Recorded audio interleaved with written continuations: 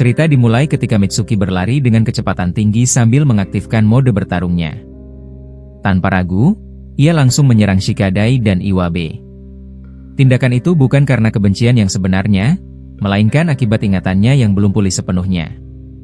Ingatan Mitsuki berada dalam kondisi kacau, membuatnya salah mengenali orang-orang di sekitarnya. Di dalam pikirannya, Shikadai dianggap sebagai musuh lama yang harus disingkirkan secepat mungkin.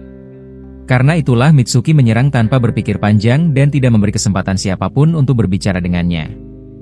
Boruto yang melihat situasi itu langsung bereaksi. Dalam sekejap, ia menyadari bahwa Iwabe mengenakan ikat kepala Konoha yang terbuat dari logam.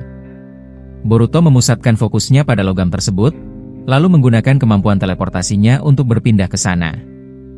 Ia langsung berdiri di depan Iwabe dan menahan serangan ular-ular Mitsuki dengan kedua tangannya.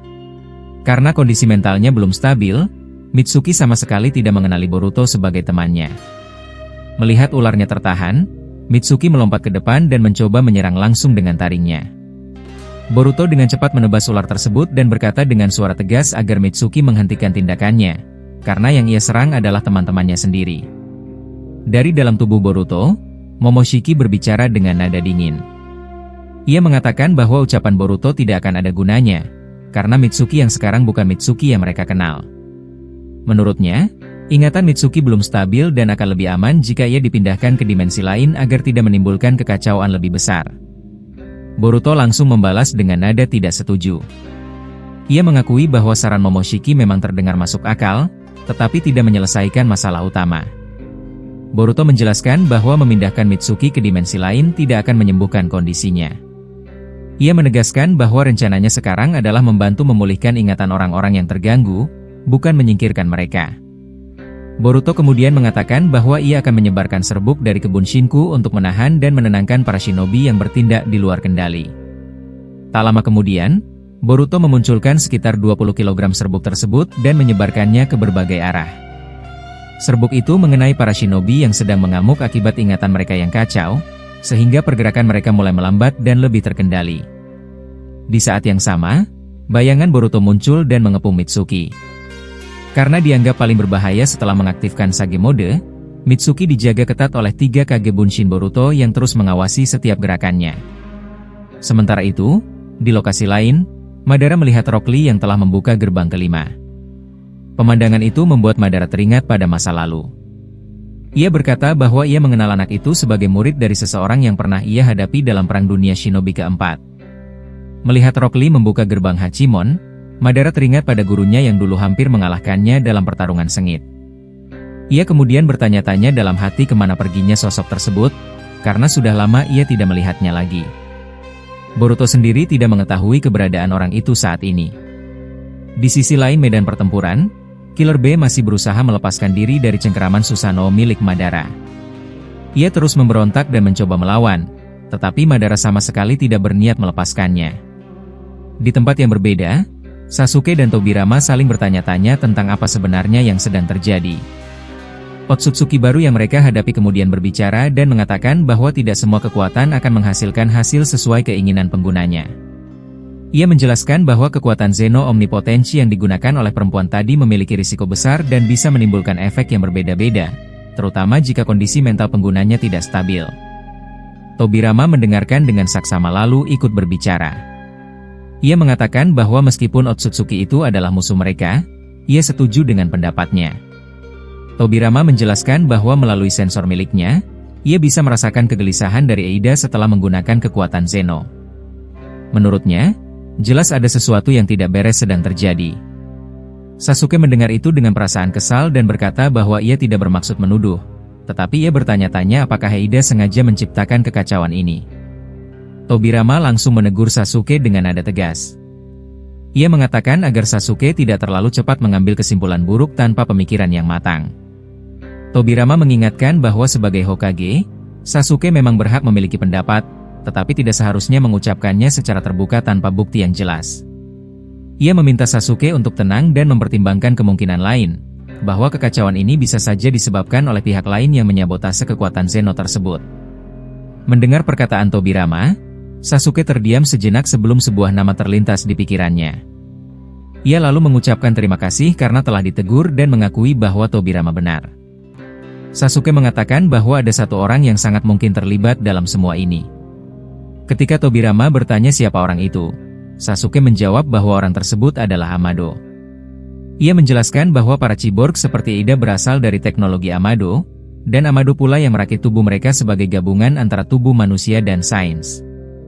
Sasuke menyimpulkan bahwa ia harus segera menghubungi seseorang untuk memastikan di mana keberadaan Amado saat ini.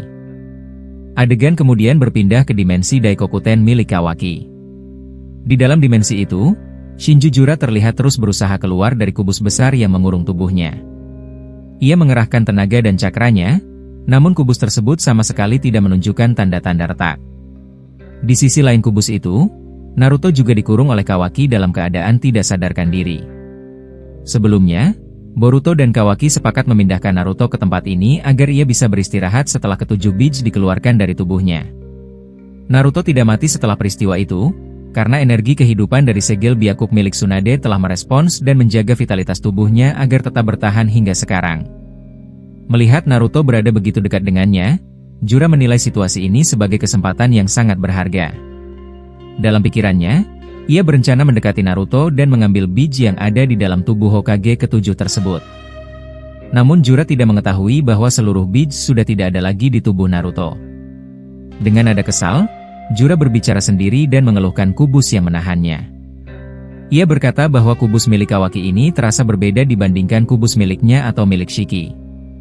Menurutnya, kubus itu jauh lebih tebal dan memiliki sistem pengamanan yang rumit. Ia menyadari bahwa ini adalah waktu yang tepat untuk mendekati Naruto, meskipun ia tahu Kawaki pasti akan menyadari pergerakannya. Jura juga merasa heran mengapa Mamushi dan Hidari tidak merasakan keberadaannya di dimensi ini, lalu mempertanyakan kemana sebenarnya kedua makhluk itu pergi. Setelah itu, adegan kembali berpindah ke medan pertempuran di Konoha. Secara tiba-tiba, Susanoo milik Sasuke terlihat terlempar keras hingga membentur dinding patung Hokage. Lalu Susanoo tersebut langsung menghilang dan tidak aktif lagi. Boruto yang melihat kejadian itu terkejut. Ia segera mengaktifkan kemampuan sensoriknya dan menyadari bahwa Sasuke benar-benar berada dalam kondisi terdesak saat melawan Otsutsuki tersebut. Merasa tidak bisa tinggal diam, Boruto meminta izin kepada Madara dan Hashirama yang berada di area akademi untuk pergi sejenak, karena ia ingin membantu Sasuke. Tanpa menunggu lama, Boruto langsung terbang menuju lokasi tempat Sasuke terpental sebelumnya. Namun saat Boruto tiba di sana, ia tidak menemukan Sasuke sama sekali. Hal itu membuat Boruto terkejut dan gelisah. Ia melihat sekeliling sambil berkata dengan nada khawatir, mempertanyakan kemana perginya pamannya itu.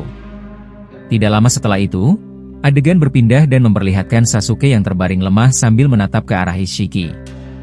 Ternyata Ishiki bersama Code telah menculik Sasuke dan menyekapnya di sebuah ruangan yang terasa sangat familiar, yaitu kuil klan Uchiha. Dengan nada marah, Sasuke bertanya apa sebenarnya yang akan mereka lakukan kepadanya. Ishiki menjawab dengan tenang dan mengatakan bahwa Sasuke seharusnya berterima kasih kepada mereka, karena mereka telah menyelamatkannya dari Otsutsuki tersebut. Ia menjelaskan bahwa saat Sasuke terlempar ke tembok patung Hokage, Otsutsuki itu sempat terbang ke arahnya, dan mereka segera bertindak untuk membawanya pergi dari medan pertempuran. Sasuke tidak menerima penjelasan itu dan justru membalas dengan nada kesal. Ia mengatakan bahwa mereka tidak berguna, karena ia masih melihat Otsutsuki itu sedang ditahan oleh Tobirama. Sasuke lalu meminta Ishiki untuk berhenti bertele-tele dan langsung menjelaskan tujuan mereka menculiknya. Sebelum Ishiki menjawab, adegan kembali ke Boruto yang kini sudah berada di dekat Tobirama dan Otsutsuki tersebut. Boruto langsung bertanya dengan suara tegas, menuntut penjelasan tentang keberadaan tubuh gurunya. Otsutsuki itu menjawab dengan nada dingin, bertanya apa maksud Boruto. Ia menjelaskan bahwa Sasuke memang sempat terlempar ke tembok, tetapi saat ia mencoba mendekat, Sasuke sudah tidak ada di sana. Karena itu, ia meminta Boruto untuk tidak sembarangan menuduhnya. Setelah mengatakan hal itu, Otsutsuki tersebut melepaskan cakra dalam jumlah besar yang menyelimuti tubuhnya. Secara mengejutkan, satu mata Mangeki Sharingan muncul di mata kanannya, sementara satu mata Rinne Sharingan terbuka di dahinya. Dengan demikian, Otsutsuki itu kini memiliki 3 mata berbeda, yaitu Byakugan, Mangeki Sharingan, dan Rinne Sharingan. Boruto dan Tobirama sama-sama terkejut melihat perubahan tersebut. Dalam situasi itu, Boruto mengatakan kepada Tobirama bahwa ia akan memancing Otsutsuki tersebut keluar dari desa agar pertarungan tidak merusak Konoha lebih jauh. Boruto langsung menyerang lebih dulu. Ia mengaktifkan Jigen tahap ketiga dan melepaskan gelombang suara kuat yang diarahkan khusus ke telinga Otsutsuki tersebut. Bersamaan dengan itu, Boruto melemparkan ribuan shuriken yang diperkuat oleh kebunshinnya. Serangan itu memaksa Otsutsuki tersebut menutup telinganya sambil terbang menjauh untuk menghindari hujan shuriken. Boruto tidak memberi waktu jeda dan segera mendekat, lalu keduanya terlibat dalam pertarungan taijutsu jarak dekat. Boruto terus menekan lawannya dengan serangan beruntun, memaksanya mundur sedikit demi sedikit hingga keluar dari wilayah desa Konoha. Di bawah sana, Tobirama terlihat berlari cepat melintasi atap-atap rumah warga, diikuti oleh Kashinkoji, memastikan pertarungan tetap menjauh dari pemukiman. Setelah jarak mereka cukup jauh, Boruto akhirnya mengaktifkan Jigen tahap terakhir, tahap tertingginya. Ia membentuk rasengan di tangannya dan mengalirkan cakra Jigen ke dalam teknik tersebut. Otsutsuki itu pun bersiap menghadapi serangan itu dengan sikap waspada. Di dalam pikiran Boruto, Momoshiki sempat berbicara dan mempertanyakan keputusannya. Ia bertanya apakah Boruto benar-benar yakin untuk langsung menyerang dengan teknik itu, mengingat lawan mereka kini memiliki dua mata tambahan yang kekuatannya belum diketahui. Momoshiki mengingatkan bahwa mendekat tanpa memahami kemampuan lawan bisa berakibat fatal. Boruto hanya menjawab dengan tenang bahwa justru karena itulah ia memilih bertarung dari jarak dekat, agar bisa merasakan dan memahami kekuatan lawannya secara langsung. Pada saat itu juga, Boruto langsung menghantamkan kombinasi rasengan yang telah ia siapkan ke arah Otsutsuki tersebut tanpa ragu. Melihat serangan itu datang, Otsutsuki itu segera mengeluarkan gelombang cakra berwarna merah yang terasa asing. Gelombang tersebut menyebar dengan cepat dan membentuk area seluas kurang lebih 10 meter, membuat Boruto ikut masuk ke dalamnya. Begitu berada di dalam gelombang itu, Boruto langsung merasakan tubuhnya menjadi jauh lebih berat dan setiap gerakannya melambat secara drastis. Ternyata, itu adalah salah satu kemampuan dari Mangeki Sharingan milik Otsutsuki tersebut, yang mampu memengaruhi kecepatan gerak lawannya di area tertentu. Melihat Boruto berada dalam kondisi tidak menguntungkan, Otsutsuki itu segera memunculkan besi hitam dari cakranya. Dengan langkah tenang, ia mendekati Boruto dan bersiap menusuk tubuhnya yang bergerak lambat. Pada saat yang hampir bersamaan, rasengan Boruto tiba-tiba menghilang karena diserap oleh kemampuan lawan. Tepat ketika besi hitam itu hampir menembus dada Boruto, sesuatu yang tidak terduga terjadi. Tubuh Boruto mendadak diselimuti oleh cahaya cakra berwarna hijau terang.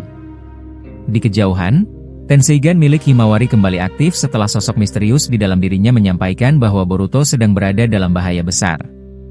Pengaruh dari kebangkitan Tenseigan tersebut membuat tubuh Boruto mampu bergerak lebih bebas meskipun masih berada di dalam gelombang cakra merah. Dengan cepat, Boruto menendang besi hitam di tangan Otsutsuki itu hingga terlepas, lalu melanjutkan tendangannya ke tubuh lawan. Tendangan itu cukup kuat untuk membuat Otsutsuki tersebut terlempar dan menghantam pepohonan di sekitarnya. Meski demikian, Otsutsuki itu segera bangkit kembali dan berdiri di atas salah satu pohon dengan ekspresi kesal, seolah mulai merasa terganggu oleh perlawanan Boruto. Boruto tidak memberi waktu untuk bernapas. Ia kembali terbang mendekat untuk melanjutkan serangan. Namun sebelum Boruto sempat mendekat lebih jauh, Otsutsuki itu mengaktifkan kemampuan lain dari mata Rinne Sharingan miliknya. Ia menggunakan Jutsu Sukosaka Raishi, sebuah teknik yang mampu memanipulasi persepsi ruang di sekitarnya. Saat Boruto mendekat, tiba-tiba saja pemandangan di sekelilingnya berubah. Hutan yang tadi ia lihat kini tampak seperti deretan rumah penduduk. Boruto berhenti di udara dan berkata dengan nada bingung, mempertanyakan mengapa tiba-tiba ia seolah berpindah ke area pemukiman. Kurama yang berada di dalam tubuh Boruto segera merespons kebingungannya. Dengan suara tenang, Kurama bertanya apa yang sedang terjadi dan mengingatkan Boruto bahwa mereka masih berada di luar Konoha, bukan di dalam desa apalagi di sekitar rumah warga. Ketika Boruto hendak menjawab, tiba-tiba saja efek jutsu manipulasi itu semakin kuat. Tenggorokan Boruto terasa terkunci, membuatnya tidak bisa berbicara.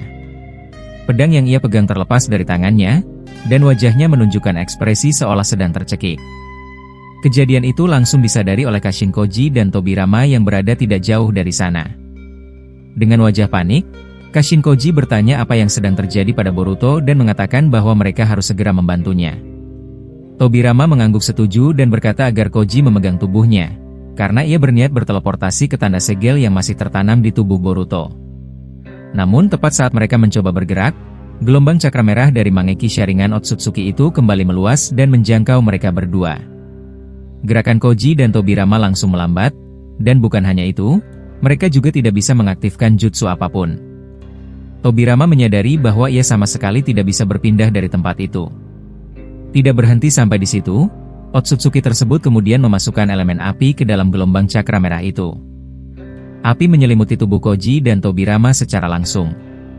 Tubuh Tobirama sebagai Edo Tensei hancur total, dan meskipun ia kemungkinan bisa bangkit kembali, hal itu jelas membutuhkan waktu. Sementara itu, Kashin Koji mengalami nasib yang jauh lebih buruk. Dalam sekejap, tubuhnya terbakar habis dan ia tewas di tempat, tepat di dekat pepohonan di area tersebut. Kematian Koji langsung terdeteksi oleh Amado yang berada di markasnya. Salah satu kapsul di dekatnya tiba-tiba mengeluarkan asap, membuat Amado terkejut. Dengan nada cemas, Amado berkata bahwa kapsul tersebut tidak seharusnya bereaksi seperti itu. Ia menyadari bahwa jika kapsul tubuh asli Koji mengeluarkan asap, maka itu berarti Koji telah mati. Tanpa membuang waktu, Amado segera membuka portal dimensi sambil mengaktifkan alat sensornya untuk mendeteksi lokasi Koji. Zetsu hitam dan putih yang berada di sana tampak terkejut melihat Amado bersiap pergi dengan tergesa-gesa. Setelah menemukan lokasi Koji, Amado langsung masuk ke dalam portal. Beberapa saat kemudian, ia muncul tepat di samping tubuh Koji yang sudah hangus terbakar. Dengan wajah tidak percaya, Amado memastikan bahwa tubuh Koji benar-benar mengalami luka bakar total. Ketika Amado mengangkat pandangannya ke atas, ia melihat Boruto melayang di udara, masih berusaha menahan efek jutsu manipulasi dari Otsutsuki tersebut.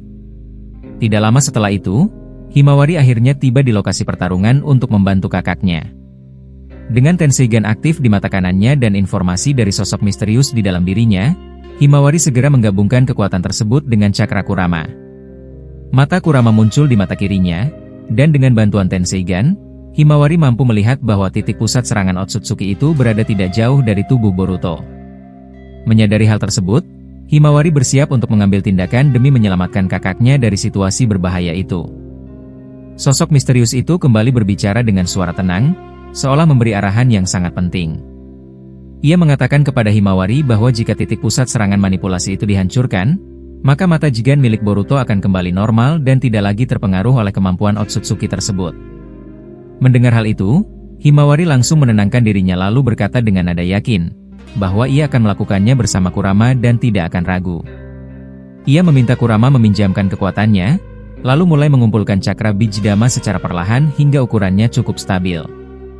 Setelah itu, Himawari langsung menyemburkan Bijdama tersebut tepat ke arah titik serangan milik Otsutsuki. Serangan itu akhirnya mengenai sasaran dan menghancurkan titik manipulasi tersebut sepenuhnya. Otsutsuki itu terkejut melihat kekuatannya dipatahkan dan memilih untuk segera menjauh dari area tersebut. Bijdama milik Himawari kemudian meledak di dekat Boruto. Namun sebelum dampaknya meluas, Himawari langsung melindungi kakaknya dengan lapisan energi dari mata Tenseigan-nya. Meskipun ledakan itu cukup besar, Boruto sama sekali tidak terluka dan bahkan tubuhnya tidak terpental. Setelah asap dan cahaya ledakan menghilang, Boruto kembali melihat hutan di sekelilingnya seperti semula. Lalu ia turun ke tanah dan berjalan mendekati Himawari. Boruto menatap adiknya dengan ekspresi lega sekaligus serius, lalu berkata bahwa ini sudah beberapa kali Himawari menyelamatkannya dalam pertempuran, dan ia benar-benar merasa berutang banyak padanya. Ia juga mengakui bahwa kemampuan mata Himawari berkembang sangat cepat dan semakin bisa diandalkan. Namun Boruto juga berkata dengan jujur bahwa ia merasa kesal, karena meskipun sudah beberapa kali menyerang dengan Jigen, Otsutsuki tersebut masih mampu bertahan dan terus menekan mereka. Baginya, itu menunjukkan bahwa lawan kali ini memang tidak bisa diremehkan. Tidak lama kemudian, Otsutsuki itu kembali muncul dengan melayang di atas mereka. Dengan nada tenang namun penuh niat, ia mengatakan bahwa pertarungan antara dirinya dan Boruto terasa seimbang, dan tidak ada di antara mereka yang berniat menyerah. Ia mengakui bahwa keinginannya untuk menghancurkan Jigen Boruto sangat kuat, tetapi ia juga sadar hal itu sulit dilakukan karena Boruto selalu dilindungi oleh orang-orang kuat, termasuk Himawari. Otsutsuki itu lalu berkata bahwa jika Himawari tidak ada, Boruto mungkin sudah terluka lebih parah. Ia kemudian menyampaikan permintaannya, meminta sebagian kecil kekuatan mata Boruto dan Himawari sebagai bekal untuk pergi ke wilayah ratusan pohon cakra, karena tanpa tambahan kekuatan, para penjaga Otsutsuki di sana pasti akan membunuhnya. Boruto langsung menjawab dengan tegas bahwa menyerah bukanlah pilihan baginya. Ia mengatakan bahwa dirinya tidak keberatan bertarung sampai akhir selama Otsutsuki itu berhenti mengganggu mereka semua. Mendengar hal itu, Otsutsuki tersebut hanya membalas dengan mengatakan bahwa mustahil baginya pergi tanpa membawa sedikit kekuatan dari Boruto dan Himawari. Di saat yang sama, Boruto tiba-tiba merasakan cakra yang tidak asing. Ia menoleh ke arah kanan dan menyadari keberadaan Amado. Boruto bertanya dengan nada bingung tentang apa yang sebenarnya terjadi. Amado menjawab dengan wajah berat, mengatakan bahwa Kashinkoji telah tewas akibat serangan Otsutsuki sebelumnya. Boruto terkejut mendengar kabar itu dan hanya mampu mengucapkan kata terkejut dengan suara pelan. Ia segera mengajak Himawari mendekati Amado, sementara perasaannya dipenuhi penyesalan karena tidak mengetahui kejadian tersebut lebih cepat. Namun di saat perhatian Boruto teralihkan, Otsutsuki itu diam-diam menghilang dan pergi menuju area Akademi Konoha untuk mencari Eida. Dalam perjalanannya, ia berbicara sendiri dan mengatakan bahwa gadis itu memiliki kekuatan yang mampu memengaruhi ingatan orang lain, dan kekuatan tersebut bisa ia gunakan untuk melumpuhkan atau mengacaukan ingatan para Otsutsuki penjaga pohon cakra. Sesampainya di akademi, Otsutsuki itu melihat kekacauan yang sedang terjadi. Bayangan Boruto tampak kewalahan menahan Mitsuki dan para shinobi lain yang ingatannya belum pulih sepenuhnya. Pandangan Otsutsuki itu kemudian tertuju pada Eida, dan tanpa ragu ia langsung terbang ke arahnya untuk mengambil kekuatannya. Namun sebelum ia berhasil mendekat, Kawaki segera menghalanginya dengan memunculkan kubus besar. Tubuh Otsutsuki itu menghantam kubus tersebut, dan Kawaki langsung melancarkan pukulan karma. Sayangnya, serangan itu meleset dan justru menghantam kubusnya sendiri. Bayangan Boruto yang berada di area tersebut segera menyadari kedatangan Otsutsuki itu dan langsung menyampaikan informasi itu kepada Boruto asli. Boruto terkejut mendengarnya dan langsung menoleh ke langit, menyadari bahwa Otsutsuki itu memang sudah tidak ada di hadapannya. Kembali ke area Kawaki, Madara berusaha membantu dengan melancarkan Katon Kaki no Jutsu ke arah Otsutsuki. Namun tanpa kesulitan, Otsutsuki itu menyerap serangan tersebut menggunakan Rinne Sharingan-nya. Setelah itu, ia mengaktifkan Byakugan untuk melihat titik sumber kekuatan Eida, lalu berkata bahwa ia tidak perlu mengambil kekuatannya saat masih hidup, karena dalam keadaan mati pun kekuatan itu tetap bisa diambil. Dengan tenang, ia menyimpulkan bahwa jika sulit mendekati Eida karena hadangan Kawaki, maka ia hanya perlu menghabisinya dari jarak jauh. Sementara itu, Eida sendiri merasa bingung dan bertanya-tanya mengapa Otsutsuki itu begitu tertarik padanya. Otsutsuki tersebut lalu mengaktifkan jutsu dari Rinne Sharingan-nya ke arah langit Konoha, menciptakan cahaya terang yang menarik perhatian semua orang. Namun ternyata, itu hanyalah pengalihan. Di saat yang sama, ia menggerakkan ranting pohon dari bawah tanah dan menusukkannya tepat ke tubuh Eida. Teriakan Sarada dan Sumire langsung menggema, membuat Kawaki menoleh ke arah Eida dengan wajah terkejut dan tatapan kosong. Ia mengatakan bahwa ia tidak bisa mempercayai apa yang sedang dilihatnya. Pada saat itu, energi mata Senrigan Eida mulai keluar dari tubuhnya, dan Otsutsuki tersebut segera terbang untuk mengambilnya. Namun sebelum ia berhasil, Boruto muncul secara tiba-tiba dan lebih dulu mengambil sebagian kekuatan Senrigan tersebut. Tanpa memberi kesempatan, Boruto langsung menembakkan Kieru Rasengan ke arah Otsutsuki itu. Otsutsuki tersebut berhasil menyerap rasengan itu, namun ia berhenti di udara sambil berteriak kesal karena gagal mendapatkan kekuatan Eida. Boruto kemudian turun dan mendekati Eida. Dengan hati-hati, ia mencabut ranting pohon yang menembus tubuhnya, dan tubuh Eida langsung jatuh ke pelukan Sumire dan Sarada. Pada saat yang hampir bersamaan, sebuah benda jatuh dengan keras di dekat Kawaki, membuatnya terkejut.